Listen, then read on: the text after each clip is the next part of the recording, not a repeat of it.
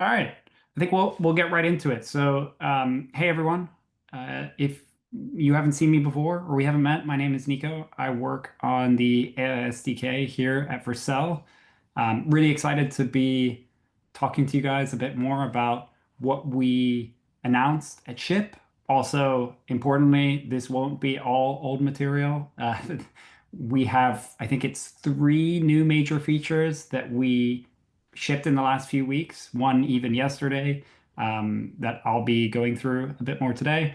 And then we're lucky to be joined by Will here, who is going to walk us through an agent that he's built on top of AI SDK 6, talk about which of the features he's using and how they're being used. We can go into any questions as well there. I'll go back into a couple other smaller features, and then finally we'll leave some time for Q&A for anyone interested. But before I go into slides, Will, do you want to introduce yourself?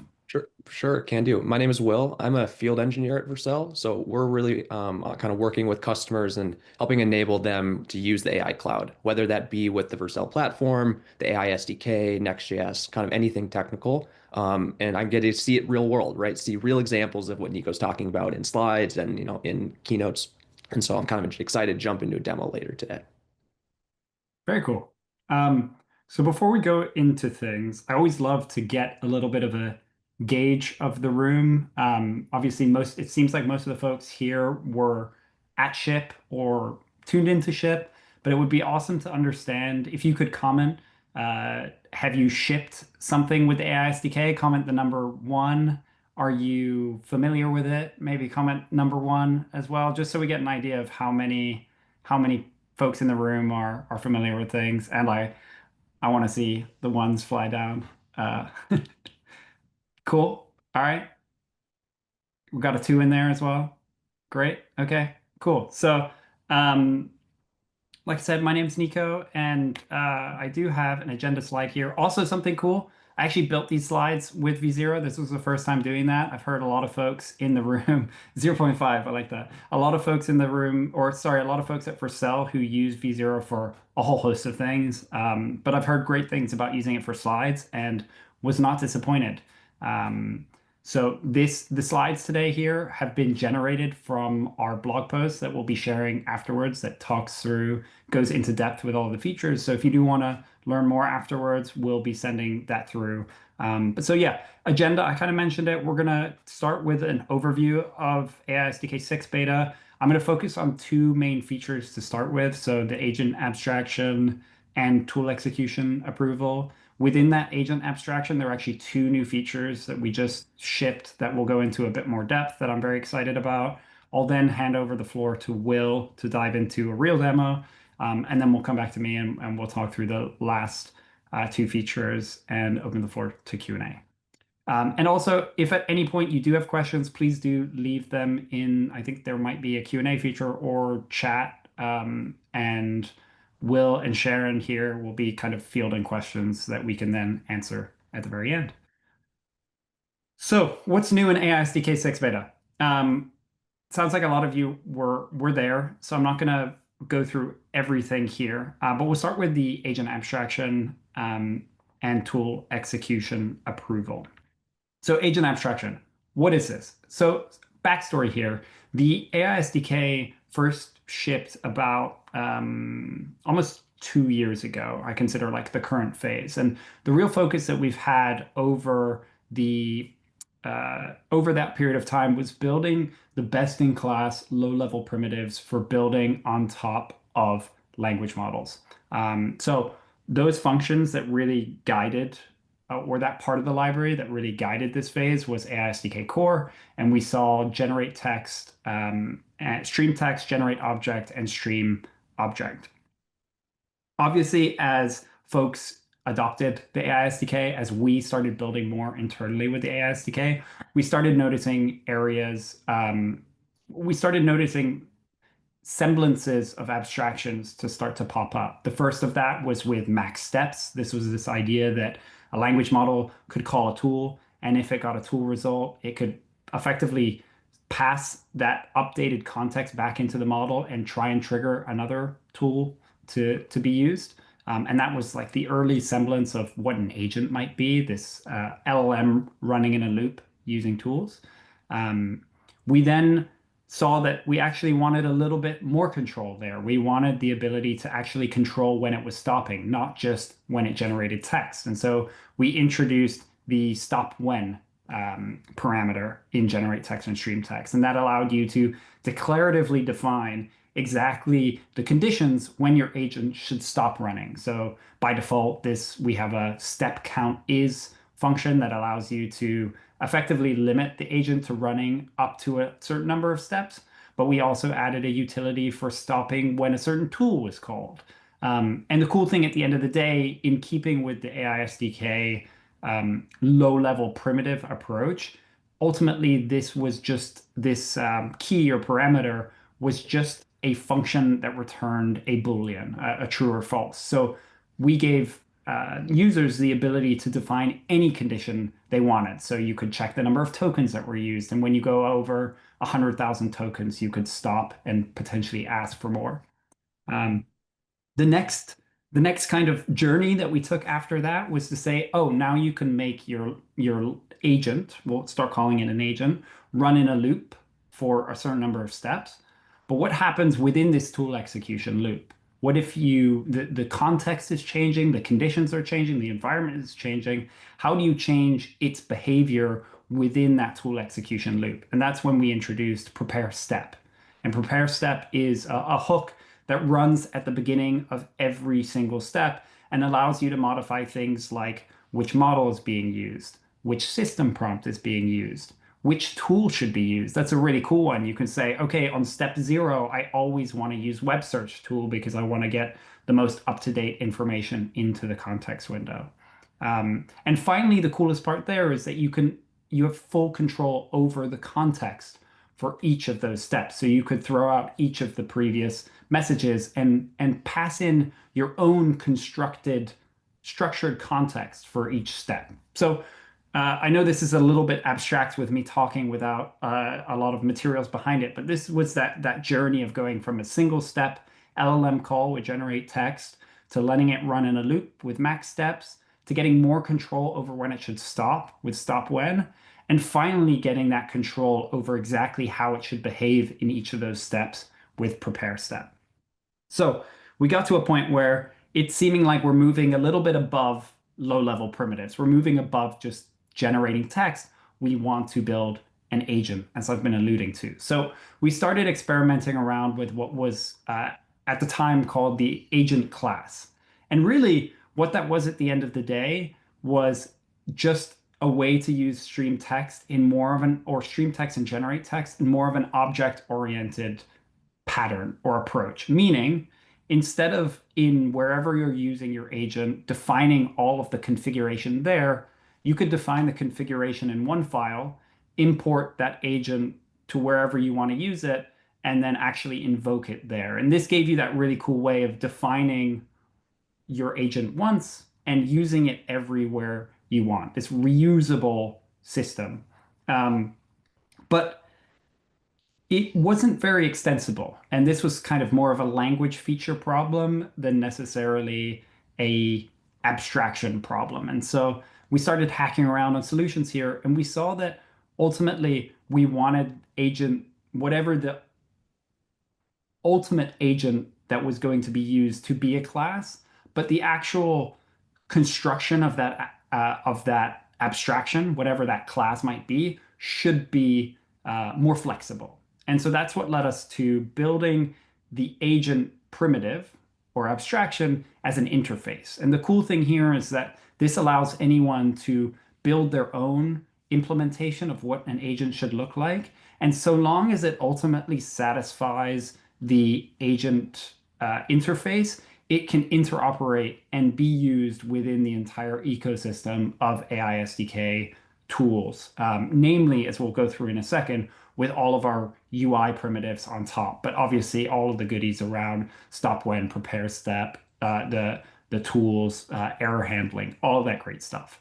And so alongside this interface that we've defined, we've also built what is our like we consider our standard default implementation, and that's called the tool loop agent. We are very creative on the AI SDK team. As you can see, our track record of a function that generates text being called generate text, a function that generates object being called generate object, and obviously an agent that uses tool in a loop would be called tool loop agent. So we consider this to be our production ready, out of the box, standard default implementation of an agent that satisfies its interface. And has an automatic tool execution loop. And its default like stopping condition is it will continue running for up to 20 steps. So this is the first instance of a primitive built with the AI SDK that has this default agentic behavior of continuing in a loop until it reaches an objective.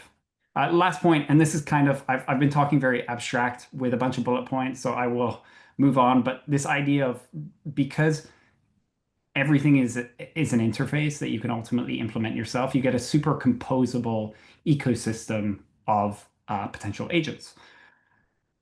So I have a bit of an example of something that I was hacking on as we came up with this, which was this orchestrator pattern that we've seen a lot, which is the idea of you have a top level agent, which is simply an LLM with a bunch of tools. And underneath it, each of the tools are sub-agents. And so in this way, you could obviously build something like this without the abstraction, but in building this abstraction or building your own orchestrator class, it allows you to consume and use this architecture or this specific agent opinion as you've embedded it in your class super easily throughout your entire application. So really powerful. And in fact, I was going to wait until later to go into this, but I kind of want to go into it already. We've already seen internally a few different teams hacking on different class agent classes of their own built on top of this agent interface. And one of them is the durable agent that the workflow teams have been working on. And so if you haven't seen workflows, this was also launched at Ship AI. I love this tagline, and this landing page is absolutely incredible. I highly suggest checking it out. But the whole intention here is particularly in like async JavaScript heavy applications, being able to add reliability and durability to each of your functions. The workflow team built a durable agent, which looks very similar to the agent we'll see later. It's got a model, it's got your system prompt, your instructions and tools in the same way that you would define them on a normal tool loop agent.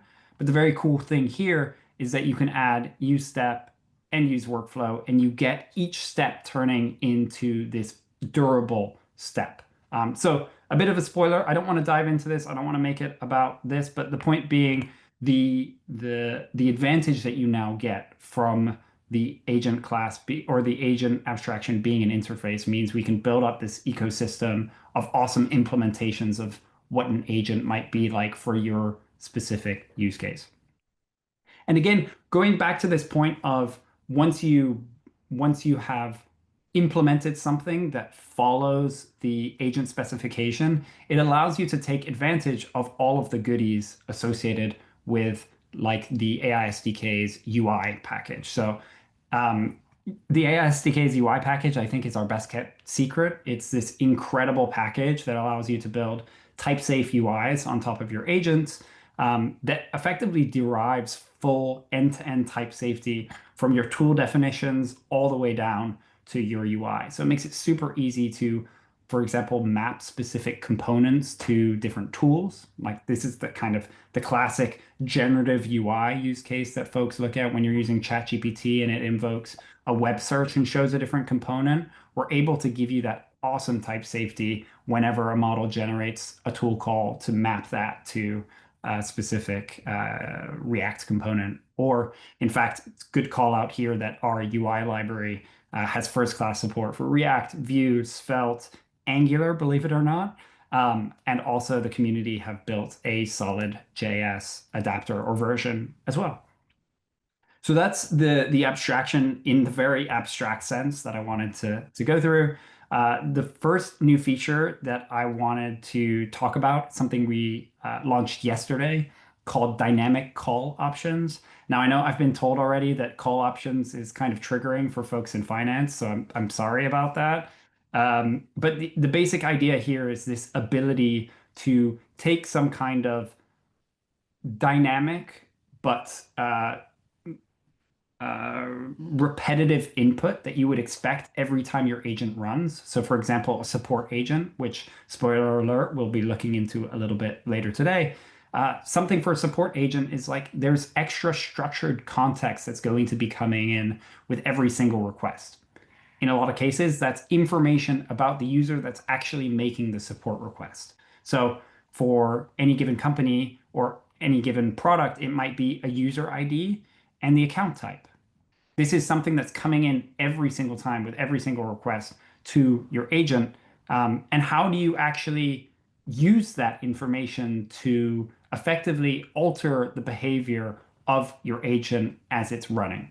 And the really cool thing here is that with call options, you get this type safe object. So I can't show you in here, but user ID is expecting a string as we've defined here. And account type is actually an enum, expecting only free, pro, or enterprise.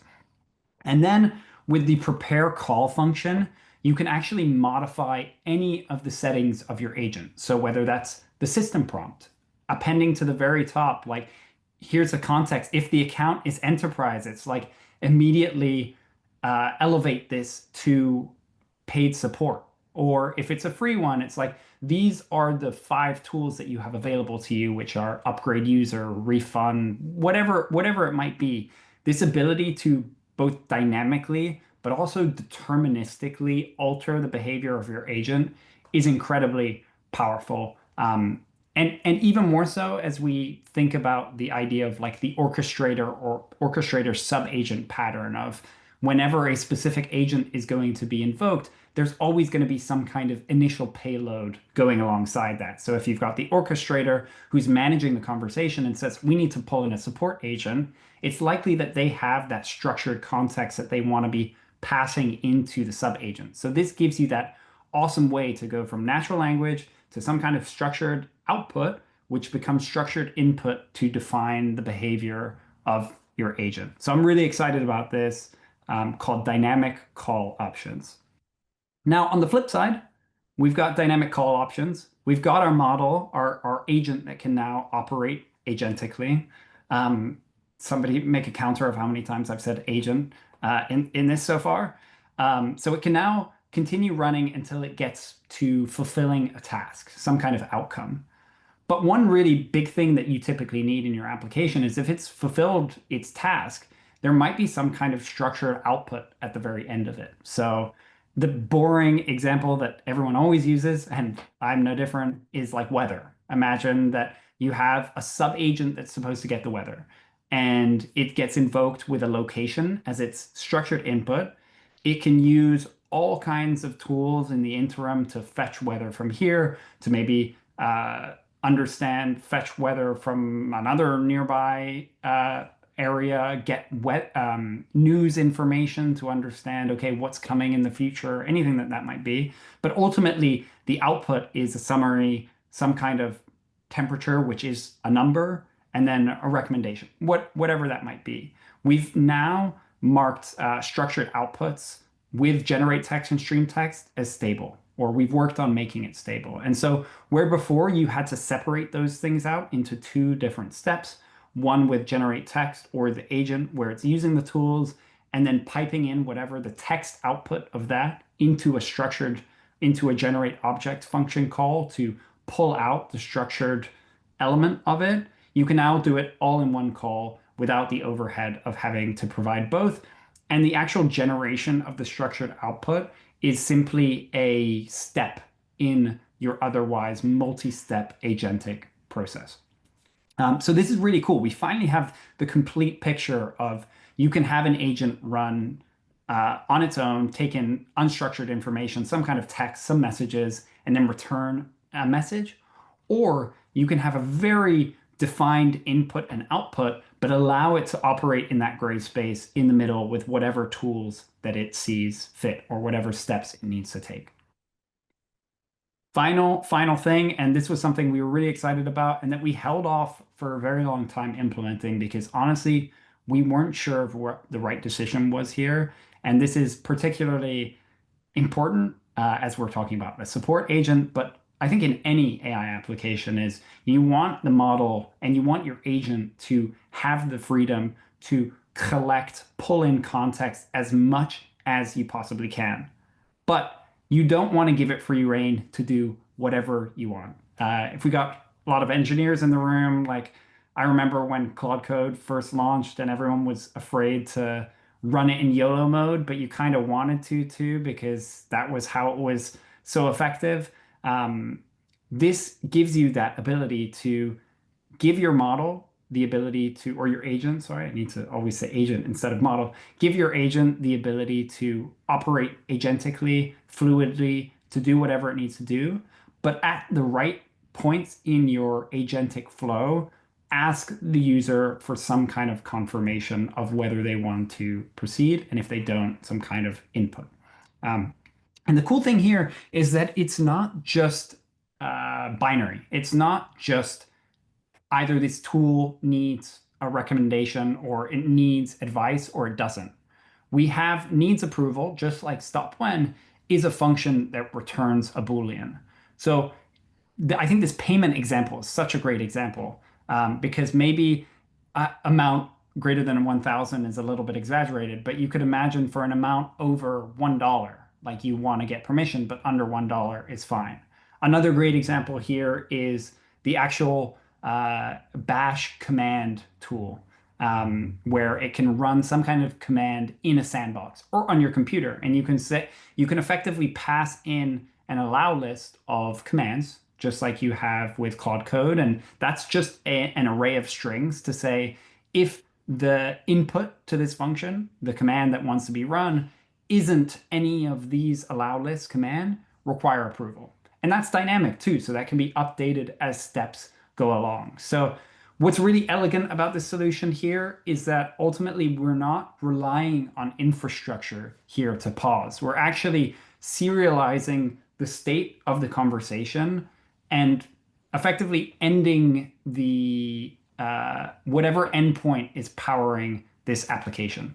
And so that means that you can await approval forever, right? There is no server running as we're waiting for this kind of approval. Um, so I'm really, really excited about this. And with that, I'm excited to pass it over to Will, who's going to talk through a real application that he's built that implements this tool execution approval. So over to you, Will. Awesome.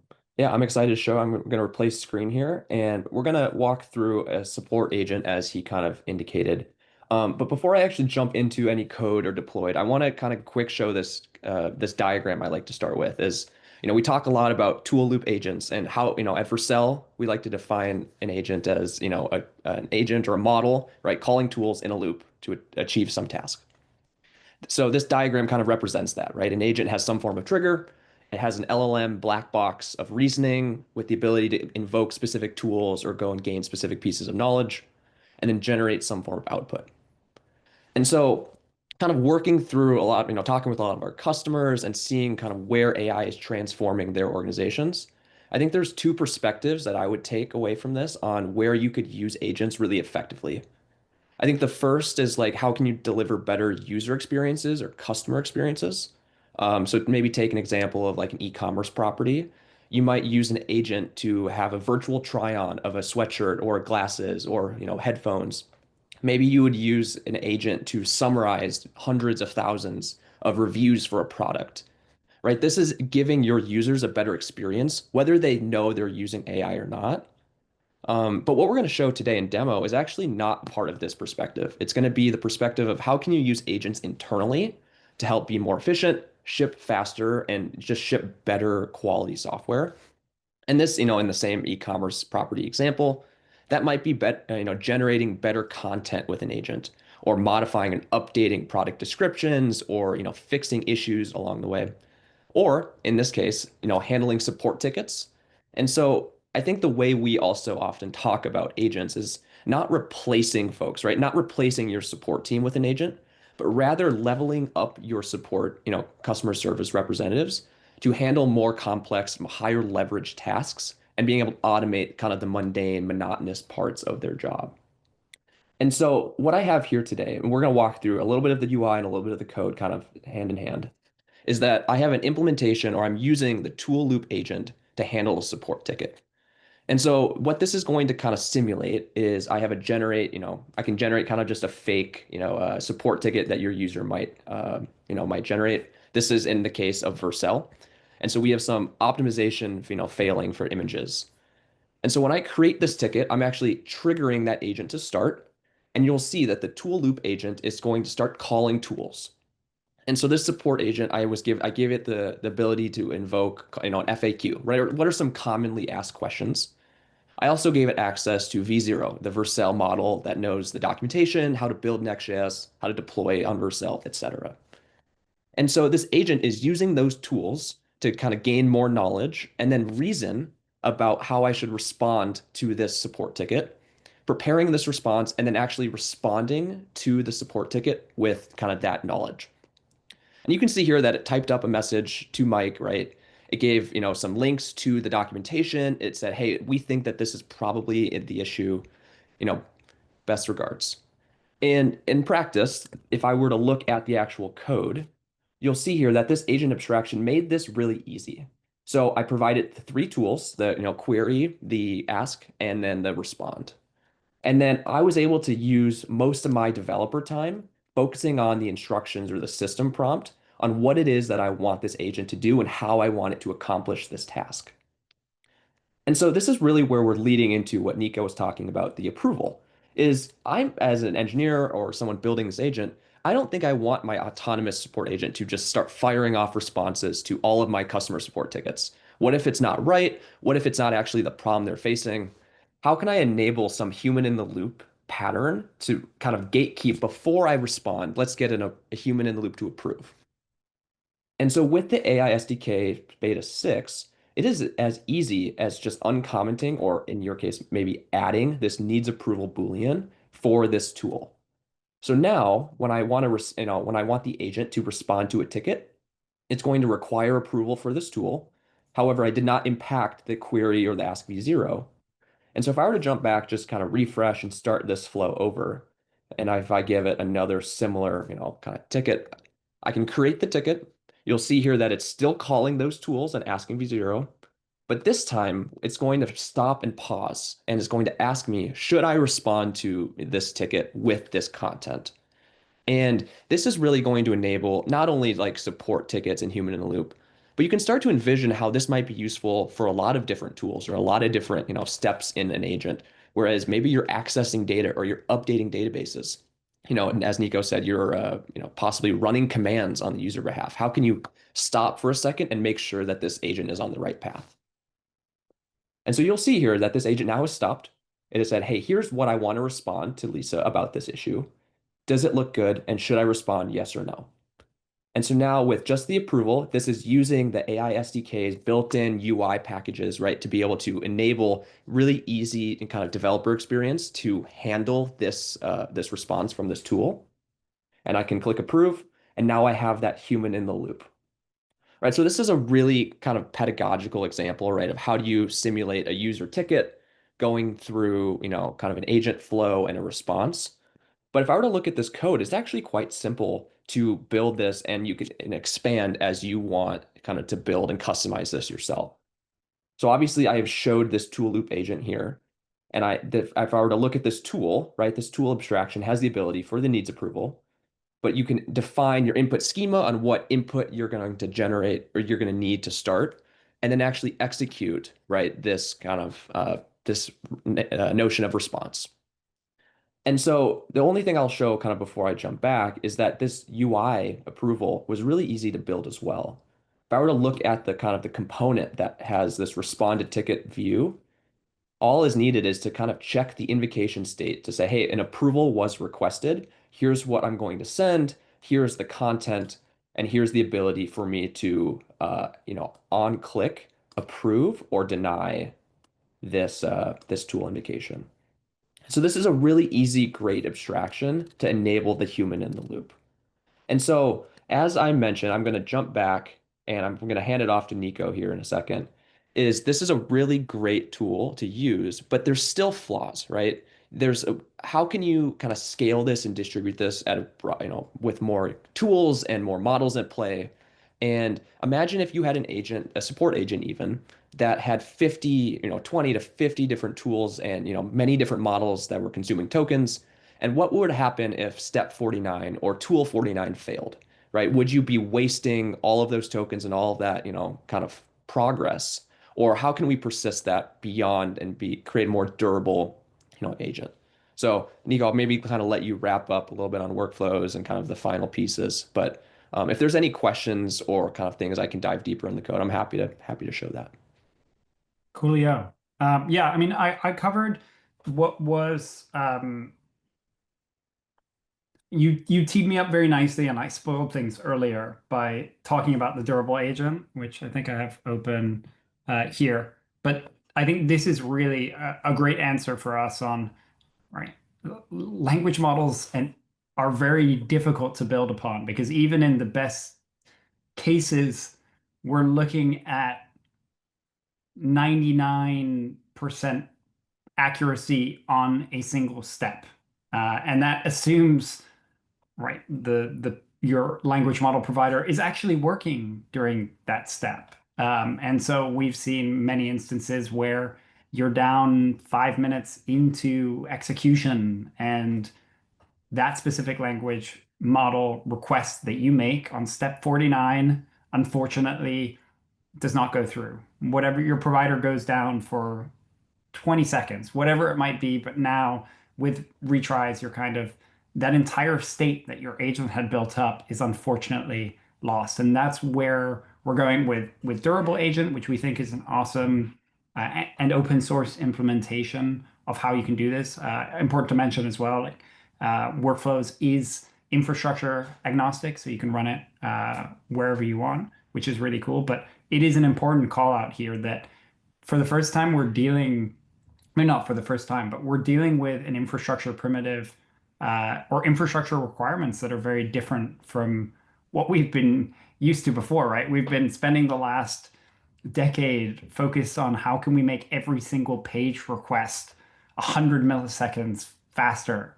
And now we're getting to the point where it's generally accepted that the more inference you use, the more likely you are to get to a successful outcome, obviously to a certain point. So it's expected that you're building background agents, maybe four, five, six concurrent ones for every single request. So you've got all of these different options for the user to pick from. And as inference becomes cheaper as well, we'll only see that grow. And so these kind of things are really important. I would highly suggest checking out. We'll add a link to the workflow durable agent implementation. It is in beta, or well, it is experimental for the time being, and the workflow development kit is still, I believe, in beta for the time being. So obviously, don't use it. Be careful with where you're using it for, but definitely give it a go and be aware of these kind of things. But so going back to where I am And, in and Nico, my if I could just pause for a second, I think there's a really good absolutely. question I want to hit here is Manny asked a little bit about how do you see workflows, durable agents, and also tool loop agent. I think I would maybe add to the question of like, how do you see those interacting in the beta phase today? And then like Hmm. long term, how do you see them working together? Or how do you pick one? Like, what is that? What is your recommendation there? Yeah, I think first I would say like they're all compatible tools, right? They're all serving a different focus. So you're using the AI SDK as a lot of people are calling this as of we've got new words and new ideas that come out every single week. I think the newest one that's exciting to mention is harness engineering. This is our step up from context engineering. We're no longer focused just on exactly what context is going into the model at each step, but how are you literally adding the harness to the model at each of those steps in a more holistic flow to achieve some kind of task. And so you're going to have components to that. Like you'll have a component that is going to be your for lack of a better way of saying, your gateway, your entry point to whatever the models that you want to use. You're then going to have a point for actually what is the mechanism for calling that gateway. And by gateway, I don't even mean like it has to be an LLM gateway. It's just a language model inference provider. And then you're going to have what is the library or the code that you're going to use to call that model. And then what is going to be the harness around that. So we're not just making one call every single time. We now need to orchestrate a bunch of them going together. And then, okay, we've got that all running. How do you ensure that they're running in a reliable and successful way? And that's when you start to look at what are the points of failure that you have in a system like this. Where it's funny, like system design, no matter what we're doing, it all kind of looks very similar. So that's where we go into that durability, the reliability that you get with workflows. And one point that we haven't touched on yet, which is probably my favorite thing about workflows, is observability. Like with workflows, you get you have an event log of exactly everything that's happening, and as a result, you get observability out of the box. And particularly with these long running agents, how do you know what happened in step 43 and what the input for step 43 was and what the output was and why it decided to use one tool for this versus the other? And importantly, it's not just how do you know, it's do you have that information so you can add it into an eval set so that you can modify your prompt or modify your behavior at a future step 43 to ensure it actually does what you want. And so there are so many challenges that come into this. And my answer to that question, be it besides just rambling for a little bit, was really to say that each of these components have been designed to be compatible and are compatible parts of a broader holistic system for achieving a task on top of a language model. I don't know if that doesn't answer the question, please do let me know in the chat. I'm happy to speak about it more. Um, so on to two additional features. I mentioned one of these on stage. This is currently in progress, and this is for everyone's favorite Nano Banana, the awesome model coming out of Google. Image editing took the world by storm, I think. First, when I think it was GPT 4.0 launched native, they called it native image editing, where everyone made is it Ghibli style profile pictures. Um, and that was kind of the image to image transformation. And then we saw with Nano Banana the absolutely absurd surgical ability that this model had to add things to an image. To me, it's really mind-blowing. So anyway, we have support for Nano Banana, but Nano Banana is ultimately a language model. It's a multimodal language model. And so you use it via generate text and you just append or you add to your request some kind of image part. And so the model will see that image part, will see your request, and can ultimately generate an image as an output. But if you're building an entire application that is around image editing, you want something a little less hacky than using like use chat and a language model for image editing. And so that's where we're focusing on. We have a generate image function. We're exploring what it looks like to have the image editing functionality either built in or some kind of similarly named function, maybe edit image, but I'm guessing it will likely be built within the same function. So that would be really, really cool, and that's coming soon. The other one, which is really big for retrieval augmented generation, which I think is like the original enterprise AI buzzword, is re-ranking support. And I'm actually going to go to the blog post that we'll link afterwards that talks about this in more detail. But the basic idea here is that you can have models that are super fast, that are designed to take a prompt and a bunch of documents, a list of data basically, and it's able to re-rank those documents based on relevance to the query. And so in a lot of papers, it's been determined that re-ranking vastly improves your RAG system's ability to return a compelling and successful response. And so we finally have support for re-ranking with the new re-rank function. So you would take your documents, you would pass in your query, and you can then re-rank it and return whatever, however many of the top n number of documents. And so ultimately, if you had a retrieval pipeline, you would pop in your documents, you would take this, you would get your re-ranked documents, your most relevant documentation, and you would insert that into the top of your context window for whatever the request was going to the model. So really excited about that. And importantly, this also works with structured document ranking as well. So this is obviously a very simple example of a bunch of text and strings. This could be a bunch of chunks from your internal documents, whatever it might be. But this works also with structured data, which is important because most of our information that we actually store and want to run retrieval over is stored in a structured format. So we support for now, we support Cohere, Bedrock, and Together, but naturally with the AI SDK and how quickly things are moving, we tend to bring up support for other compatible providers very, very quickly. So I think that's about it for my slides. And we can open the floor for questions. Also, if you don't get time to ask questions here, I'm most active on like self-plug. I'm most active on Twitter. So just Nico Albanese 10, just drop me a DM and I'm very happy to answer any questions that you may have there.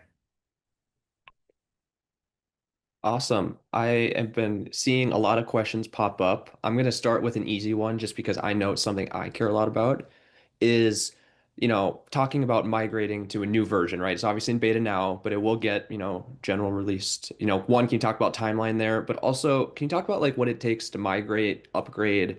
Will there be automation around it? Will it be an easy, what kind of breaking changes should I expect? Very, very good question. And I'm going to share my screen again because I did not plan this. I did not plan this at all. But this was a tweet that I literally got right before this session of somebody. For the record, we haven't told folks to go through the migration process yet. We will be doing so soon.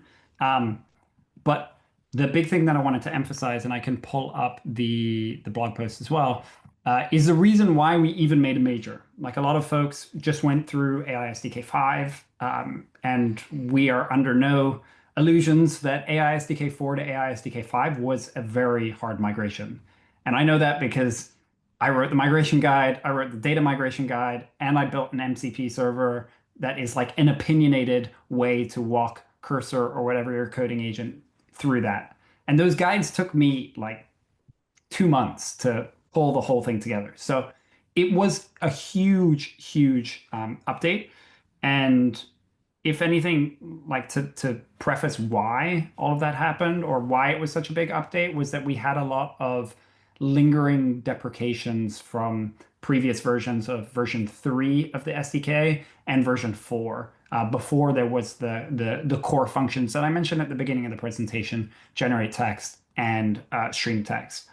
But broadly, our versioning approach is that we have a unifying specification. So we have this unified format, and we integrate all of the providers into that unified specification. And that's what gives you that beautiful DX of being able to say generate text and switch out, as we can see, and switch out your provider with just one line of code.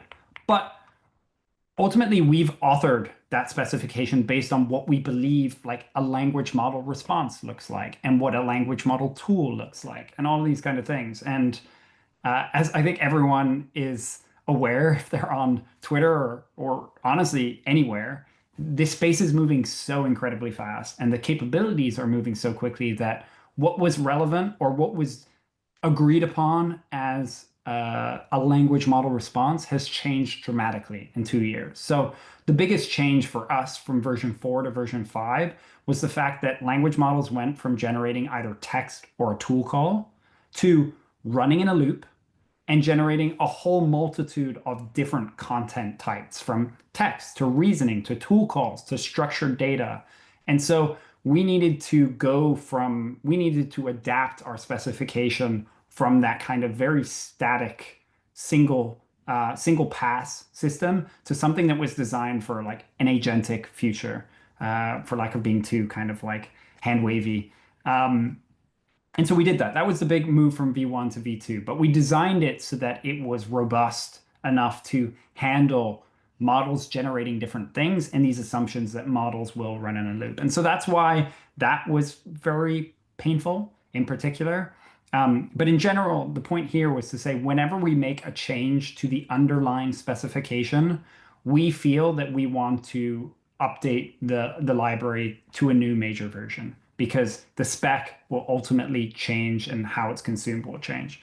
And so in this case, there are two big things that we introduced that changed the spec. One is image editing, and that's an additive change, right? It's adding functionality. So that doesn't add really any big migration requirements. And two is the tool execution approval. And again, this is an additive feature because we are literally adding a new state for a tool that is rather than before it was like tool call state, tool call streaming, all this kind of stuff. Now it's in like tool execution approval required or tool approval required. I forgot the exact wording. So again, it's more of an additive change than anything else. And for that reason, we're doing everything that we can to make sure that the migration is as simple as possible. And so from my current understanding of playing around with a few things, I think that almost every single change that will have to be made will be possible via code mods, and we will be shipping code mods as soon as we ask folks to make the migration. Um, and then I think we'll also be shipping like we did before an MCP server so that you can just tell Claude, yo, do this for me. Thanks very much. And move on with your life. So I hope like that tweet that I just showed you is from somebody who's not affiliated with Vercel at all, who's been through it without a migration guide, without any kind of code mods, without a cursor MCP server, and has been able to make the change on their own. So that's oh, and then on timelines, we want to ship, it's in beta right now. We want to ship stable version by the end of the year. So at some point in December, that will be coming out. Awesome. That's super exciting. I'm looking forward to that.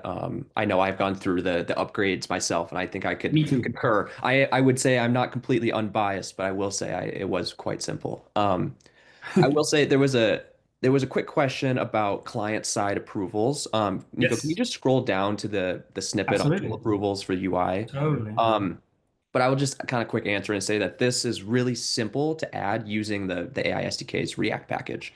That add tool approval response, you can basically import directly from your use chat, and then you pass it in your effectively your invocation ID from your tool, and then your approval Boolean. And this is a really simple. I showed this in the code in the demo, and you can find this in this changelog. But it's incredibly easy to add this and implement this for your agent. Yeah, and one thing to add there as well is that the cool thing here is that all of this is literally like a four-line change to your component where you already have the invocation approval ID, and you literally just set approve to true or not. Now, I'll get ahead of one question that I know always comes here, because this is kind of like a staged thing for us, and one of the reasons why it required a lot of change here is or a lot of time to cook this particular abstraction was what is the right way of doing tool approval? Like, do you pause mid execution function? Do you actually ask the user if they're happy with it and give them the ability to edit it? Like, that's where we explored that, but things get a little scary if you're now modifying what is theoretically the language model's output. That's going to change its behavior.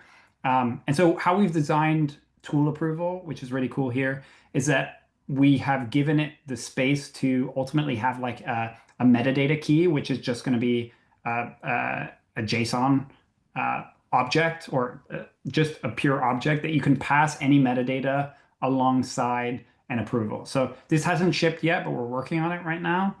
And this would be in the case that you deny something, you can add a reason why, or you can add your suggested version. And that can prompt the model to regenerate based on whatever that feedback might be. And that's really exciting because that was something I was going to actually ask you was, in the support agent, right? Right now there's this Boolean, yes, I can send the response, or no, don't send the response. But that's not terribly practical. And what most times would probably happen is I make a few little tweaks and say, hey, you know what? I want to change this, modify this, and then I approve it, right? So what does that look like? And I'm glad to see that that was addressed. Maybe a quick follow-up here as well is I've seen Sure. like 5 or 6 questions on like, is this code going to be open source? Where can I find the best examples of beta 6? Is it on this documentation? Is it in a GitHub repo? Where should I go so I can start using this and start playing around and like have really full suite of examples? Yeah, great question. So, um, starting point I would suggest is this blog post. Like it covers, I call it a blog post. It's really just a page with all of the new releases and where to submit feedback. It gives you instructions on how to install, as well as talk about each of these different new features. So for the tool execution approval, we pop down here. We can see exactly what you did before. You add that one line into your tool definition, and then you can also, and then the client side approval.